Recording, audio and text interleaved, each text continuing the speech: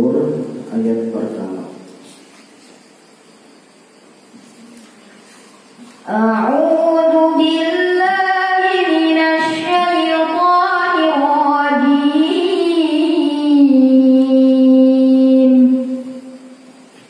Bismillahirrahmanirrahim.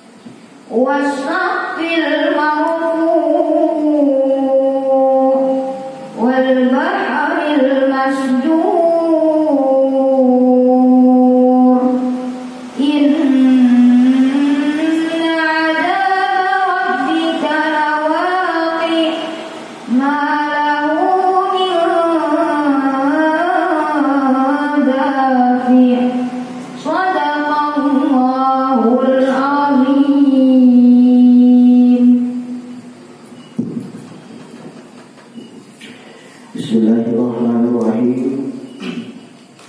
Alhamdulillahirabbil alamin wa bihi nasta'in 'ala umuri dunya waddin. Allahumma shalli 'ala nuril anwar wa sirril asrar wa tayyakil aghyar wa miftahi babil yasar sayyidina wa maulana Muhammadin al-Mukhtar wa alihi al-athhar wa ashabihi al-akhyar 'adada ni'amillah wa iqdari. Rabbi shrah li sadri wa yassir li amri wahlul 'uqdatam min lisani yafqahu qawli. Subhanaka la ilma lana illa ma 'allamtana innaka antal alimul hakim. Wa la haula wa la quwwata illa billahil 'aliyyil 'azim. Ilahi anta maqsudi wa ridhaka matlubi, a'tini mahabbataka wa ma'rifataka, amma ba'd. Hadirin wal hadirat, muslimin wal muslimat, jamaah majelis zikir wa ta'lim yuhyin nufus. Semoga Allah meridai semua kita yang ada di sini dengan wasilahnya dan karamahnya Syekh Abdul Qadir Al-Jilani, dan juga tentunya dengan syafaatnya baginda Nabi, amin ya rabbal alamin. Alhamdulillah, kembali kita pertama-tama panjatkan puji syukur kehadirat Allah Subhanahu wa taala, yang mana dengan limpahan karunia, limpahan nikmatnya, sehingga kita pada malam hari ini kembali dapat berkumpul di majelis kita yang tercinta ini. Salawat dan salam selalu kita haturkan keharibaan junjungan kita baginda Nabi besar Muhammad sallallahu alaihi wasallam, dan kepada seluruh keluarga, sahabat dan pengikut beliau sampai hari akhir nanti. Hadirin wal hadirat, muslimin wal muslimat yang dirahmati Allah. As-sani wal khamsun min surahil Quran, suratul Tur. Makiyatun wa ayatuha tis'un wa arba'un. Sampailah kita pada malam hari ini, yaitu surah yang ke-52 daripada surah-surah yang ada di dalam Al-Quran, namanya surah At-Tur. Surah ini diturunkan di Mekah dan ayatnya berjumlah 49 ayat. Qala Allah Ta'ala fi kitabihil karim, a'udzu billahi minasy syaithanir rajim. Bismillahirrahmanirrahim. Wat-tur wa kitabim mastur fi raqqim mansyur wal baitil ma'mur was-saqfil marfu' wal bahril masjur. Inna azaba rabbika lawaqi' ma lahu min dafi'. Allah Ta'ala berfirman, yang pertama kata Allah, Wat-Tur, demi Jabal Tur. Di sini Allah bersumpah demi gunung Tur. Jabal artinya gunung. Demi Jabal Tur. Yang kedua, fi wa kitabim mastur, dan demi kitab yang ditulis bersusun rapi. Fi raqim mansyur, pada lembaran yang terbuka. Wal baitil ma'mur, dan juga di sini Allah bersumpah demi Baitul Ma'mur. Wasaqfil marfu', dan demi atap atau langit yang ditinggikan. Wal bahril masjur, dan Allah bersumpah demi laut yang dipenuhi air. Inna azaba rabbika lawaqi' ma lahu min dafi'.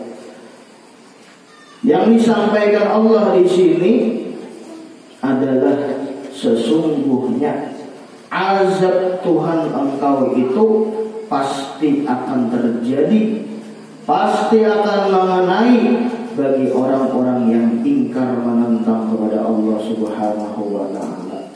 Ma lahu min dafi', maka tidak ada bagi dia yang bisa menolak azab Allah Subhanahu wa ta'ala. Hadirin wal hadirat, muslimin wal muslimat yang dirahmati Allah. Allah Subhanahu wa ta'ala pertama di sini bersumpah Wat-Tur. Itulah kenapa surah ini dinamakan surah At-Tur. Karena Allah bersumpah di awal surah ini, di ayat pertama Allah bersumpah Wat-Tur, demi Jabal Tur.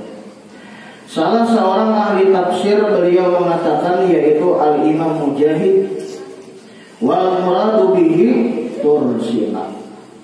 Yang dimaksud dengan Wat-Tur di sini adalah Gunung Tur Sina. Gunung Tur Sina. Allah bersumpah demi Gunung Tur Sina. Gunung Tur Sina itu adalah ismul jabal allazi kallamallahu alaihi Musa alaihissalam. Gunung Tur Sina itu adalah sebuah gunung di mana Nabi Musa alaihissalam beliau mendengar langsung kalam Allah Subhanahu wa ta'ala. Tempat munajatnya Nabi Musa, Gunung Tur Sina. Di situ beliau langsung mendengar kalamnya Allah Subhanahu wa ta'ala. Maka dari itu Nabi Musa bergelar kalimullah, orang yang kawal berbicara dengan Allah Subhanahu wa ta'ala. Qala Rasulullah sallallahu alaihi wasallam, Nabi kita juga bersabda dalam sebuah hadis, At-Tur jabalun min jibalil jannah. Tur Sina itu adalah sebuah gunung daripada gunung-gunung yang ada di dalam surga, kata Rasulullah. Nah, jadi di antara gunung yang masuk surga, Gunung Tur Sina di antaranya. Kenapa? Karena di gunung itu pernah terjadi satu peristiwa yang besar, yaitu Nabi Musa beliau mendengar langsung kalam Allah Subhanahu wa ta'ala. Akhrajahu Ibnu Mardawaihi. Nah, di situ pertama tadi Allah bersumpah demi Gunung Tur Sina. Dan kemudian Allah Ta'ala juga bersumpah wa kitabim mastur fi raqim mansyur. Menurut sebagian ulama tafsir itu adalah Al-Quran. Demi Al-Quran. Allah juga bersumpah di sini demi Al-Quran. Dan diteruskan Allah juga bersumpah di ayat ini wal baitil ma'mur. Allah bersumpah demi Baitul Ma'mur. Baitul Ma'mur. Apa itu Baitul Ma'mur? sebuah hadis baginda Nabi kita Muhammad sallallahu alaihi wasallam, beliau bertanya kepada para sahabat, ujar Nabi, hal tadruna ma Baitul Ma'mur? Wahai sahabatku, tahulah kalian apa itu Baitul Ma'mur? Qalu Allah wa rasuluhu a'lam. Menjawab para sahabat, ujar sahabat, apa itu Baitul Ma'mur? Hanya Allah dan Rasulnya yang lebih tahu. Dia memang lebih tahu. Nah, itu. Kalau Rasulullah Sallallahu Alaihi Wasallam, Nabi kita bersabda, Baitul Ma'mur itu fa'innahu masjidun bis sama bihiyaril Ka'bah, lau kharra kharra 'alaiha.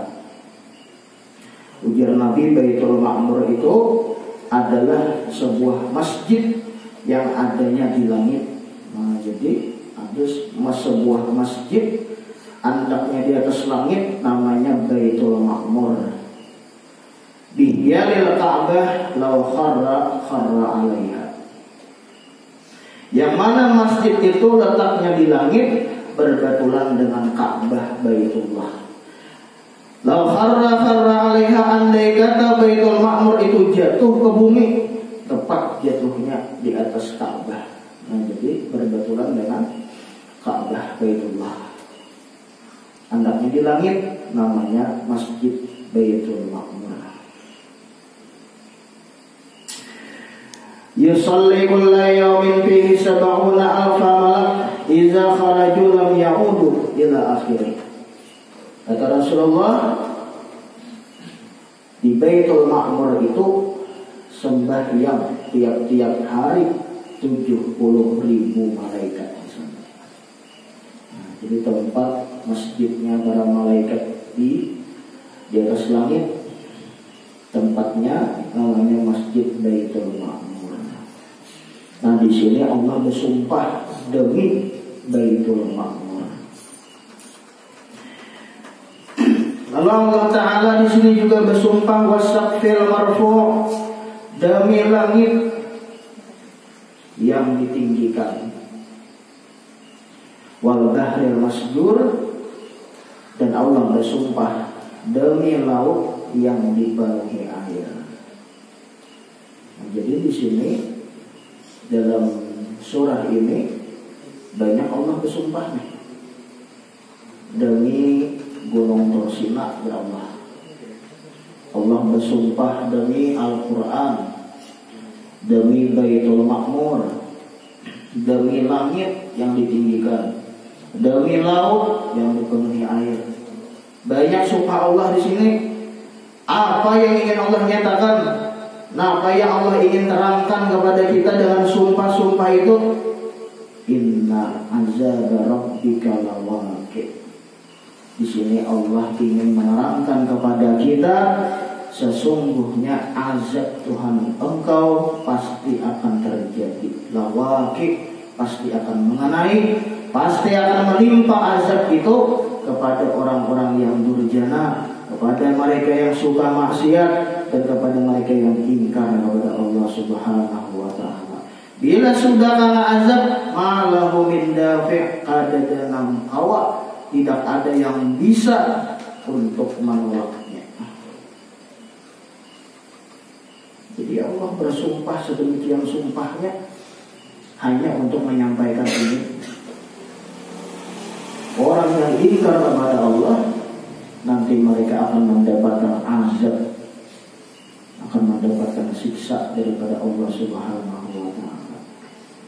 Hadirin dan hadirat, muslimin dan muslimat yang dirahmati Allah. Berkata Jubair bin Mut'im. Jubair bin Mut'im ini dahulunya seorang kafir Mekah. Ini orang kafir. Jubair bin Mut'im ini datang ke Madinah. Tujuannya apa? Ingin bertemu kepada Rasulullah dan ingin menanyakan tentang bagaimana nasib tawanan perang Badar. Karena waktu perang Badar orang Muslim menang, Ada orang kafir yang ditawan itu, kurang lebih 70 orang kafir ditawan oleh mereka orang muslim. Nah, jadi tujuan Jubair bin Mut'im ini hendak ke Madinah. Tolak ke Madinah hendak bertemu Rasulullah, ingin menanyakan kayak apa nasibnya tawanan hubungan orang kafir yang ditawan ini, kayak apa nasibnya. Nah, begitu sampai di Madinah, Jubair bin Mut'im ini pada waktu itu waktunya maghrib, dan orang muslimin bersama dengan Rasulullah berjamaah sembahyang maghrib waktu itu. Rasulullah memimpin jamaah, dan Rasulullah di waktu itu membaca surah At-Tur ini. Mendengarkan itu Jubair bin Mut'im mendengarkan Nabi membaca Al-Quran. Nabi kita membaca Wat-Tur wa kitabim masdur fi raqqin mansyur wal baitil ma'mur was saqfil marfu' wal bahril masjur inna azab rabbika lawaqi' ma lahu min dafi'. Mendengar itu Jubair bin Mut'im ini gemetar, takutan. Kenapa? Karena ia mengerti apa yang dibaca Nabi. Di situ Allah bersumpah demikian sumpahnya. Setelah itu mengatakan Allah, ujar Allah apa? Inna azab rabbika lawaqi'. Sesungguhnya orang-orang yang ingkar itu pasti akan dapat azab. Nah, mendengar itu Jubair gemetar, takutan mereka disiksa karena ini orang kafir. Maka seolah-olah kata Jubair, pecah hatiku, hancur hatiku, Fa'aslam tuh, maka aku masuk Islam. Nah, jadi imbah mendengar itu, imbah mendengar Nabi kita membaca Al-Quran dengan suara yang merdu, suara Rasulullah membaca surah Wat-Tur ini sampai di ayat yang tadi, bahwasanya azab Tuhan engkau itu pasti akan terjadi, pasti akan mengenai kepada orang yang ingkar, maka masuk Islam itu Jubair bin Mut'im. Karena aku Jubair khaufan min nuzulil azab, takutan kalau turun azab kepadaku. Nah, takutan kalau turun azab.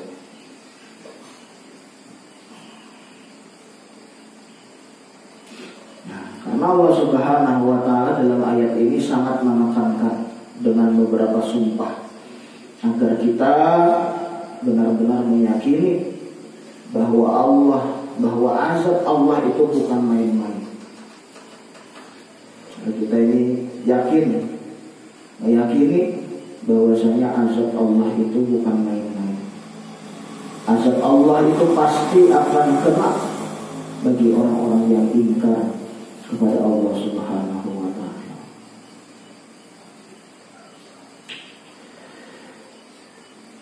Dan ayat ini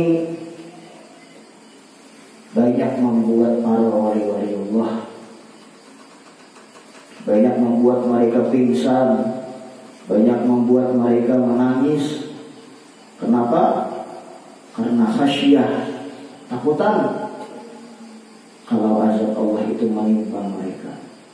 Orang-orang yang makin dekat kepada Allah makin takut kepada Allah Subhanahu wa taala. Rasa khasyah mereka itu takutan kepada Allah Subhanahu wa taala.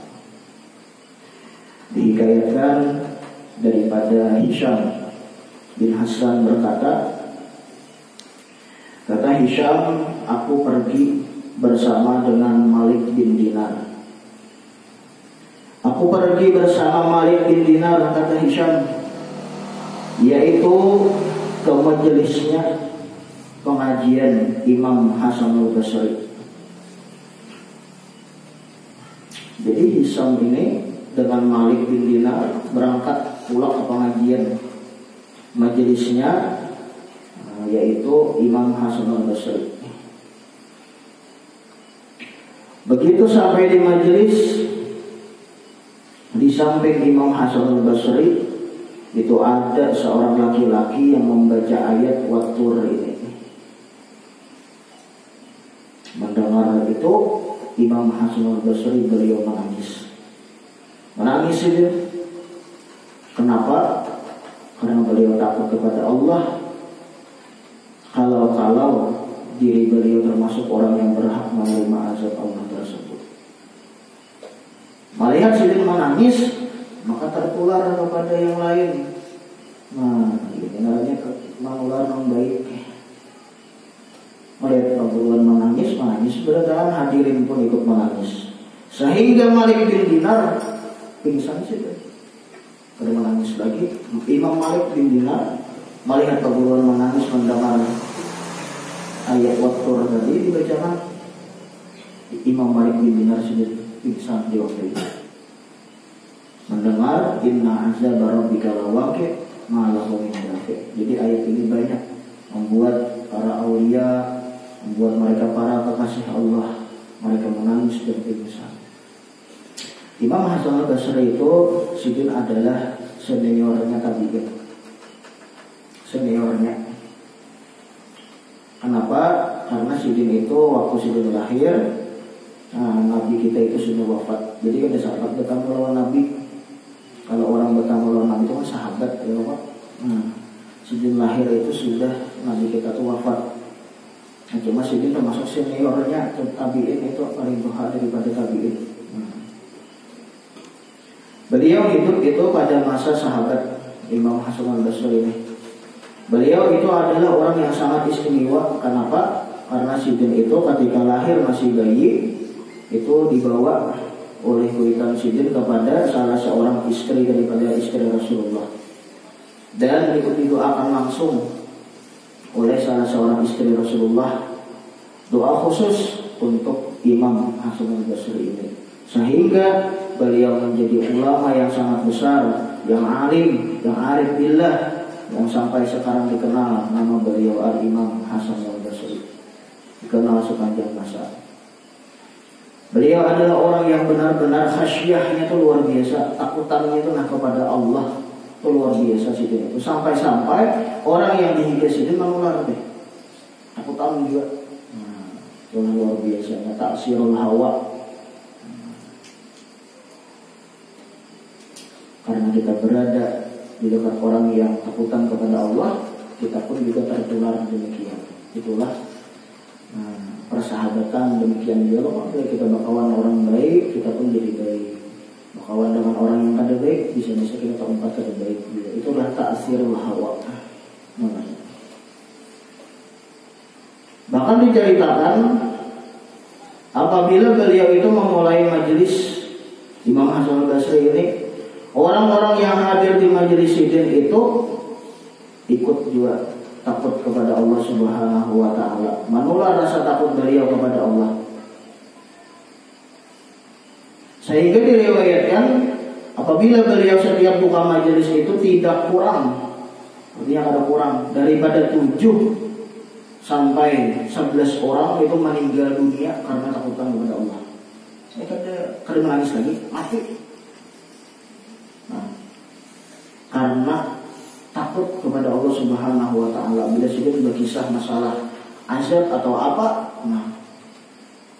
ada kurang daripada 7 orang sampai 11 orang yang meninggal dunia setiap Sidin buka majelis itu, tertular daripada takut kepada Allah Subhanahu wa ta'ala. Itu orang bahari-bahari luar biasa.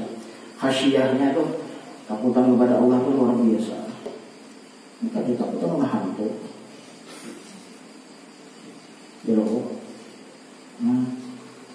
Kita benahi itu kurang iman. Takut itu kepada Allah Subhanahu wa ta'ala. Jadi orang bahari luar biasa, takutnya kepada Allah Subhanahu wa ta'ala luar biasa. Nah, dengan Imam Hasan al-Basri ini, beliau itu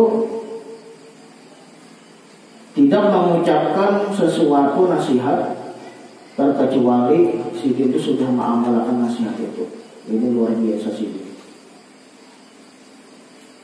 Ittihadul qawli wal fi'li, bersatunya perkataan dan perbuatan. Sidin tidak ada mengucapkan sesuatu nasihat kecuali Sidin sudah mengamalkan. Ini luar biasa Imam Hasan al-Basri. Pada suatu hari itu ada seorang budak Seorang budak ini menemui Imam Hasan al-Basri dan mengadukan, "Wahai Imam, wahai Tuan Guru, ulun ini seorang budak dan ulun ini patuanan tuh orangnya penyiksaan. Kamu kurang menangkap, disiksa tiap hari. Lain patuanan yang baik orangnya.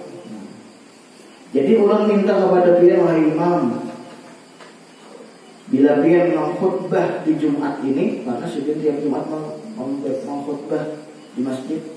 Ulun minta kepada pian, bila pian mengkhutbah, khutbahkan masalah kelebihan orang yang memerdekakan budak, supaya tuan ulun yang penyiksaan itu, tuan ulun yang sering mengazab ulun itu, ini mendengar, lalu ini itu memerdekakan ulun kena di rumah.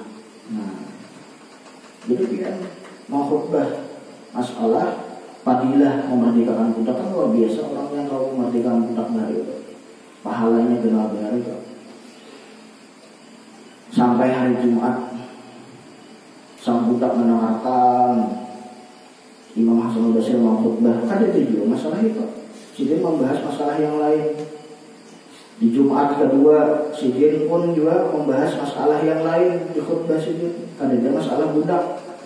Di Jumat yang ketiga, di minggu ketiga, Imam Hasan al-Basri beliau menasihati, mengkhutbah dengan tentang fadilah memerdekakan budak luar biasa.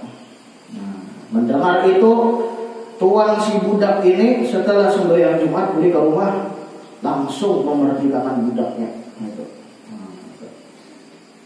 Setelah budak ini dimerdekakan, budak ini datang ke rumah Hasan al-Basri, wahai Imam, komplain. Aduh, terima kasih gada, komplain. Kenapa? Wahai Imam, ulun minta kepada pian itu minggu yang pertama tadi pian udah berkhutbah tentang fadilah memerdekakan budak.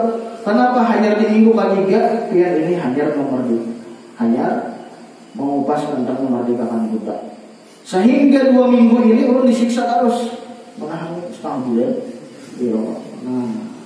Komplain, ada terima kasih gada. Jadi kata Imam Hasan al-Basri, di minggu pertama di Sidin, aku kada isi duit hendak nukar budak, karena aku kada suan situ memerdekakan budak belum. Aduh, ya menyampaikan Sidin belum menggawi. Nah, itu luar biasa Sidin juga. Minggu pertama mengumpulkan duit dulu bisa nukar budak. Di minggu kedua mengumpulkan duit, di minggu ketiga sampai Sidin kalau menukar budak. Budak ditukar Sidin, setelah ditukar Sidin langsung dimerdekakan Sidin. Nah, setelah itu hadir Sidin berkhutbah masalah fadilah memerdekakan budak. Ini luar biasanya Al-Imam Hasan al-Basri, saudaranya tabi'in, orang yang luar biasa. Sedikit lagi tentang beliau. Wahukia dihikayatkan pada suatu hari beliau ini, Imam Hasan al-Basri, kedatangan seorang tamu, ibu-ibu. Ibu-ibu ini datang kepada Imam Hasan al-Basri. Ibu-ibu ini sedang bersedih. Kenapa? Karena anak perempuannya meninggal dunia. Anak belum meninggal dulu. Lalu apa permintaan dia? Nah, permintaanku, kata sang ibu, karena ini sudah meninggal, aku genangan benar. Adakah amalannya wahai guru supaya ulun kawat mimpi barang? Kan karena sudah mati kan mimpi barang. Mimpi supaya ulun mimpi kau melihat anak ulun kagenangan benar. Jadi diberikan amalan oleh beliau. Baca ini supaya itu kawat mimpi anak kita. Diamalkan oleh sang ibu itu sehingga sang ibu itu tidur bermimpi bertemu dengan anak perempuannya. Ketika bertemu dengan anak perempuannya, sang ibu itu menangis. Kenapa? Karena anak perempuannya itu berpakaian dengan pakaian ahli neraka. Bulu nih dijerat, dibelenggu, pakaian ahli neraka, menjerit karena azab. Menangis sang ibu. Tidak lama kemudian sang ibu beliau datang kepada Al-Imam Hasan Al-Basri menangis. Wahai imam, ulun sudah kamimpi anak ulun, dan ulun melihat anak ulun berpakaian dengan pakaian ahli neraka. Di neraka diazab dengan begitu pedih. Mendengar azab itu, Imam Hasan Al-Basri siap pingsan. Karena orangnya yang luar biasa khasyah, takutan Allah Ta'ala tuh. Pingsan sidin mendengar itu. Keguruan pingsan di dalam tamu, luar biasa. Pingsan sidin. Nah, dalam pingsan itu sidin langsung bermimpi bertemuan dengan seorang anak perempuan itu. Dilihat beliau seorang perempuan dalam mimpi itu berpakaian dengan pakaian ahli surga. Bermahkota bagaikan ratu bidadari, bungas, pakaian surga. Jadi udara sidin, ikamnya siapa? Lalu perempuan itu menjawab bahwasanya ulun ini adalah anak perempuan yang mana mama ulun datang ke pian semua. Maka mama ikam disiden bagi sana mimpi ikam berpakaian ahli neraka. Maka ikam kayak ini bungas benar pakaian ahli surga. Lalu dikisahkan oleh anak perempuan itu bahwasanya wahai Imam Hasan Al-Basri, kami di pakuburan sini adalah pakuburan orang-orang yang durjana ahli maksiat berataan termalang 50 kuburan kurang lebih berataan karena azab di sini. Lalu pada suatu malam ada seorang waliullah, orang yang dikasihi Allah nih. Orang yang menjadi wali, orang wali nih, lalu lewat di muka kuburan kami dan sidin membaca salawat. Sidin membaca salawat sekali, dia sidin membaca tapi membacanya orang wali. Berkat sidin lalu di muka kuburan kami sidin membaca salawat, sabarataan di kuburan ini 50 kuburan nih. Berataan diangkat azab oleh Allah Subhanahu wa Ta'ala. Diturunkan rahmat bagi kami berataan berkat salawatnya orang wali tadi. Jadi mudah-mudahan kita akan hadir di sini Allah. Yang mana keluarga kita sudah meninggal dunia, yang mana abah mama kita atau kai kita, datuk kita yang sudah mendahului kita, itu barakat kita tulah ke majelis talim, barakat kita tulah ke majelis zikir, majelis sholawat. Nah, mudah-mudahan mereka itu mendapat rahmat barakat di kuburnya. Nah, ke sini kita sudah berada di akhir tahun. Kita sudah mengingatkan, ini kita sudah memasuki awal tahun, yaitu bulan Muharram. Kalau pada saya lihat ulun itu akhir tahunnya hari Rabu. Hari Rabu malam Kamis itu hingga maghrib sudah masuk lah bulan Muharram. Awal tahun namanya. Jadi kita muhasabah diri, yang mana dahulu kita sudah banyak maksiat, bertobat kepada Allah Subhanahu wa Ta'ala. Kita muhasabah, kita hitung, kita koreksi diri kita tutup akhir tahun ini dengan tobat kepada Allah Subhanahu wa Ta'ala, minta ampun kepada Allah Subhanahu wa Ta'ala. Dan juga kita mengingatkan baca doa akhir tahun itu waktunya imbah asar. Bagian sibuk banget imbah asar baca sudah. Bagian kada sibuk banget anak maghrib membacanya. Sebelum maghrib bagus lagi tak sebelum maghrib. Bagian sibuk banget imbah asar baca. Imbah asar baca. Membaca doa akhir tahun akhir tahun. Karena kata Syekh Dayrubi Bersidin, para guru-guru kita selalu mewasiatkan untuk selalu membacanya. Dan aku jadi tidak pernah meninggalkannya sepanjang umurku. Dari Sidin, dari guru Sidin, bahwa sampai ke sini, daripada guru-guru kita sampai kepada kita. selalu diwasiatkan sebentar tahun ini supaya kita membacanya. Doa akhir tahun.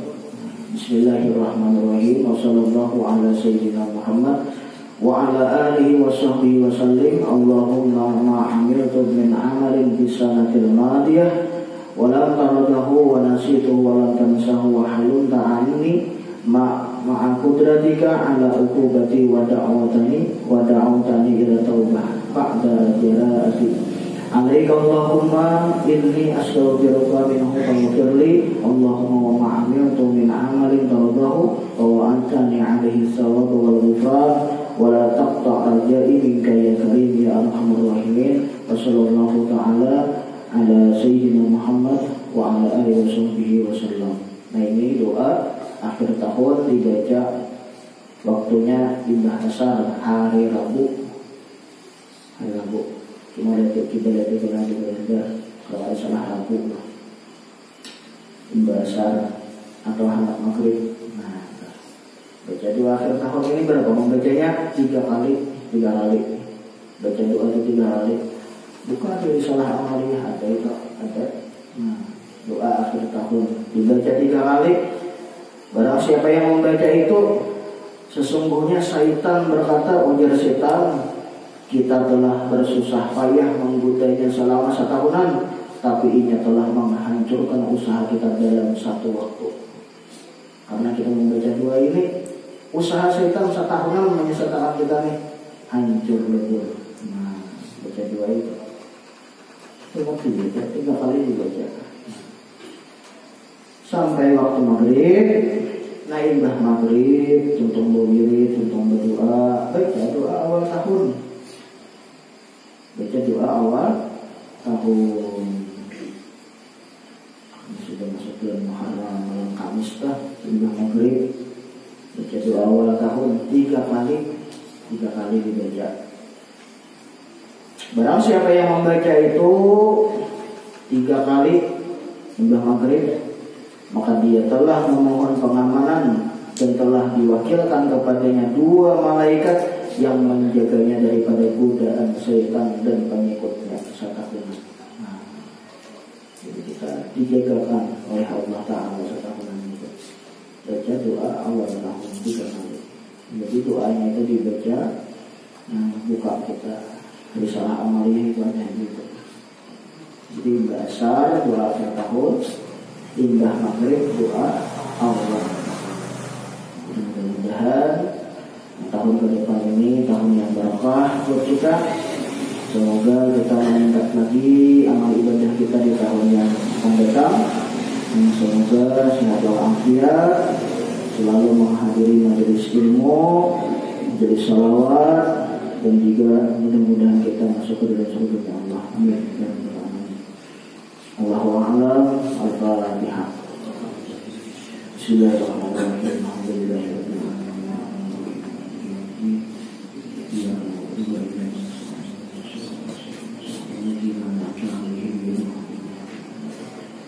Bismillahirrahmanirrahim. Alhamdulillahirabbil alamin. Allahumma shalli ala sayyidina Muhammad wa ala alihi ajma'in.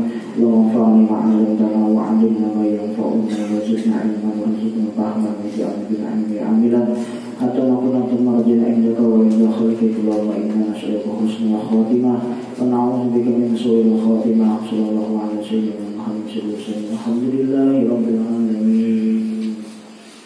Al-Azali Allahu Aziz, ana fakir Allahu ghani, ana jadi